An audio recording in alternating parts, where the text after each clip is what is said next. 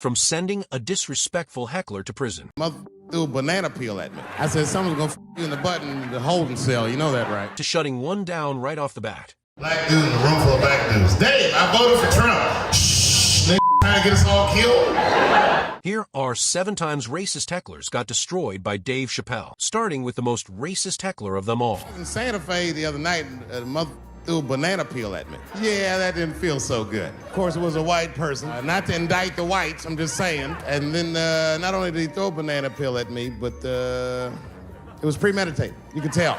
And Dave Holmes instantly figured out the nature of the crime. You could tell the peel was too brown, you know what I mean? It was like, you didn't eat that banana recently, motherfucker. You had that waiting on me. And the whole crowd was white, so it just got instantly creepy, and everyone looked like they were looking at 12 Years a Slave or something. They were all just like... Moving on. However, Dave shared a mystery that even Sherlock couldn't figure out. Ebola was in Texas. Ebola made a visit, killed that man in Dallas. 5 days, that man melted to death. What happened to the brother in Dallas? Where was the secret serum, is what we all said. What he did know, however, was the difference in care Ebola's white patients got. I remember in the beginning of Ebola, there were 2 American doctors that got sick in Africa. They flew them in a private jet straight to Atlanta to the CDC. I didn't even know CDC saw patients. There it was said they administered what the New York Times called a secret serum. And for them, Ebola was instantly evicted out. I don't know what's in it. It's just like Colonel Sanders' recipe. But both of these motherfuckers survived. These doctors, thank God, are healthy. They are out there somewhere tonight at Whole Foods, touching vegetables, walking around. Hey, Frank, how are you? Oh, you didn't hear? I had Ebola last week. So I was bleeding out of my eyes and anus, so I got concerned, but I'm okay. From there, Dave jokingly exposed how disposable black lives become behind cameras. What happened to the brother in Dallas? They just rubbed some Vicks on that. Just good luck, little buddies. I knew he wasn't gonna make it. I saw in the New York Times, they said Ebola is the new AIDS. Whew. Here I am thinking that old AIDS was working just fine. And as if nailing their coffin shut wasn't enough, Dave Burr, the already shady pharma industry 6 feet deep. Isn't it weird how there's a disease that just starts in 1980 and it doesn't kill anybody but fat and junkies? Isn't that a amazing coincidence that this disease hates everybody that old white people hate? I think either God is white or the government hid their disco balls. But while this racist attacker at least got to commit his crime, this next one got the door closed on him the moment he disrupted the show. Donald Trump is going to take the reins and be our president. You voted for Trump? Take it easy, security. You just voted for Trump. I've never seen a motherfucker get circled by security whilst wearing an Argyle sweater. And while he still tried to be polite, Dave let the heckler know how unwelcome he was. My bad, brother. I'm sorry for putting you out. I believe you. All right, my man. Good to meet you. All right. See you. All right, my brother. It's good to meet you. Security, please. While Dave nearly avoided a shootout. Black dude in a room full of black dudes. Dave, I voted for Trump. Shh, nigga, trying to get us all killed. The same can't be said for his alternate universe self that got careless with white cops just for a second. You know how the police are in New York. Soon as I open the door, they'll be like, oh, he's still here. Open and shut case, Johnson. Dave started his cop rampage when he found himself in a dilemma after a robbery. I don't deal with jails. Don't deal with jails, and I don't deal with police. My house got robbed in New York. I didn't even call the police. I wanted to, but I couldn't. My crib is too nice. It's not that it's too nice, but it's too nice for me. Dave's next mockery, however, put the cops in their own jail. You know how the police are in New York. Soon as I open the door, they'll be like, oh, he's still here. Open and shut case, Johnson. Apparently, this black guy broke in and hung up pictures of his family everywhere. Never seen anything like it. When he was forced to meet them, Dave revealed his camouflage techniques. Don't deal with them, man. I had to bail a friend of mine out of jail one time. You know, that was horrible. I was scared. I had to walk right into the belly of the beast. I tried to look as non-threatening as possible. Hi. I'm here to bail out my buddy. Unfortunately, even Dave's best impressions proved to be insufficient. Oh, okay. Well, While you're here, you do fit a description.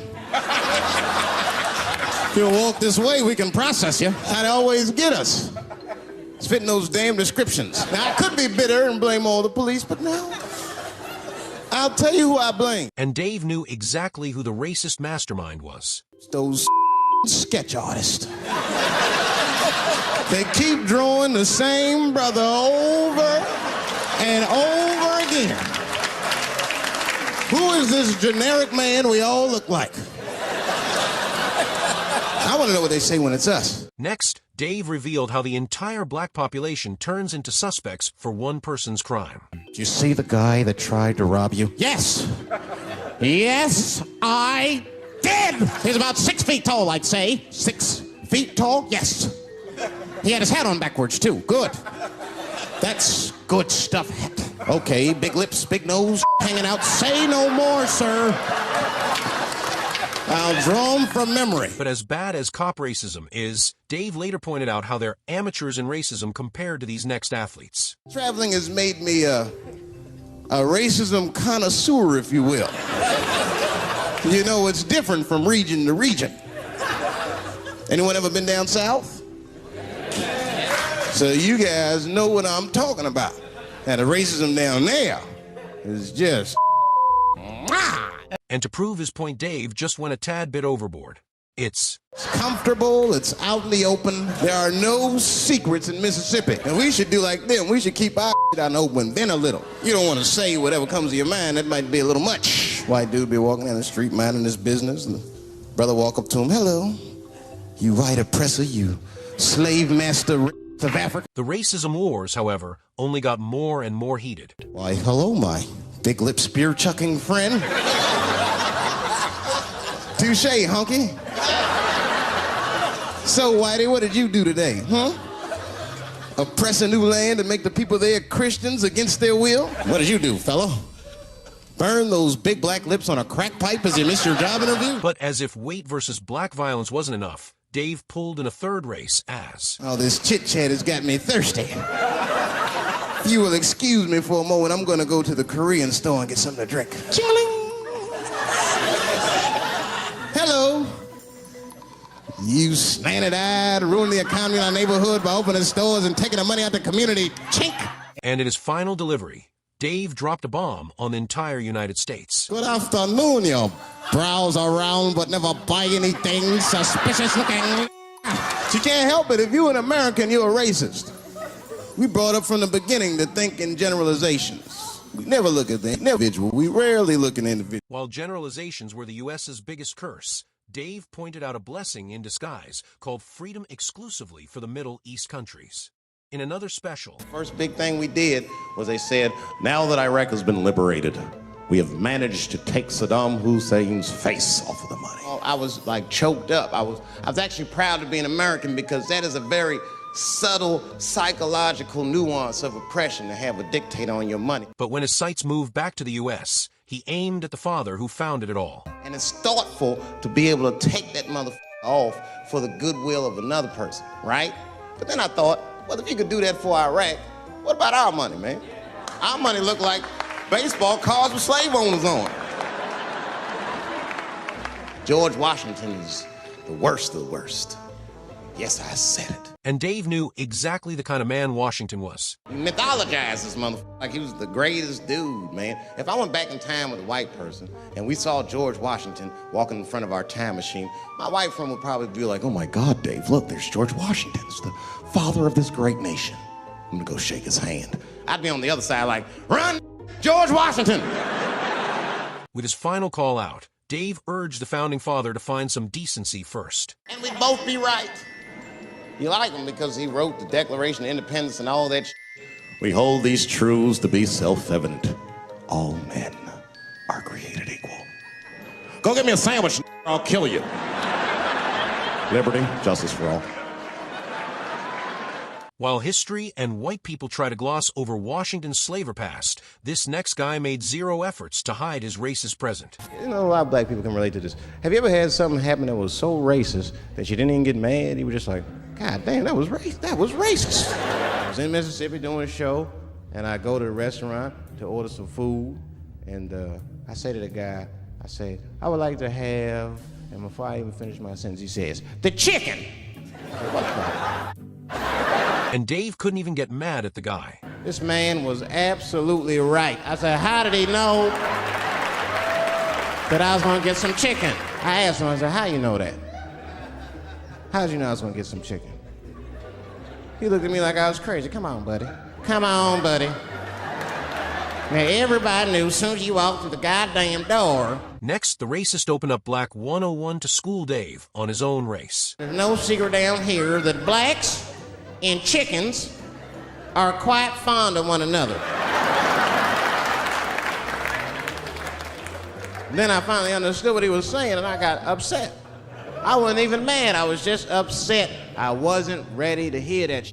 And when it was his turn to face facts, Dave was not at all happy. All these years, I thought I liked chicken because it was delicious. Turns out I'm genetically predisposed to liking chicken. Why? I got no say in the matter. I got ruined chicken for me. I'm scared to eat it in public. For his final sarcastic shutdown, though, Dave chewed out racists and left no bones.